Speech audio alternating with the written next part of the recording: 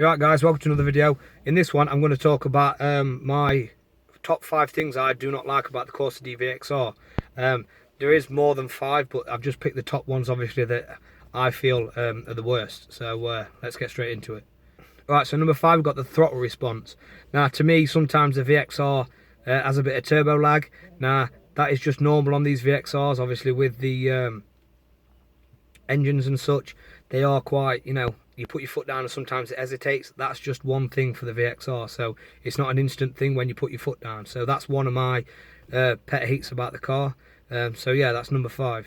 Number 4 is a visual thing for me. It's the actual vent slits on the bumpers. So the front and the back, they are actually covered on the inside, so it actually goes to nowhere. It's completely blocked off. So to me, that's like, what was the point? I think it would look better if you could actually see all the way through. But I suppose all you would see through would be the wheel arches on the front. So again, maybe it's just something that they did, but that is one of my pegs. I wish it did go all the way through. It would make it 10 times easier to wrap as well. Okay, so number 3 is the brakes. Now, the brakes stop perfectly fine, all that sort of stuff, but it's the noise of them. So it's the squeaky brakes. No matter how many times you take your calipers off and everything else and clean your discs and everything, they will still squeak in the summer. No matter what you do, no matter how you try and solve it, they still squeak. But I suppose as well, some high performance brakes as well, they do squeak. So, but it just makes it feel like you're not maintaining your car, even though you are. It's one of them things that obviously everybody, straight away as soon as they hear it, they reflect that straight back to, obviously, you're not taking care of your car, or you need new pads because it's grinding. But that's not the case. It's just obviously the way that the Vauxhalls are. I believe all Vauxhalls are like it, not just the VXR.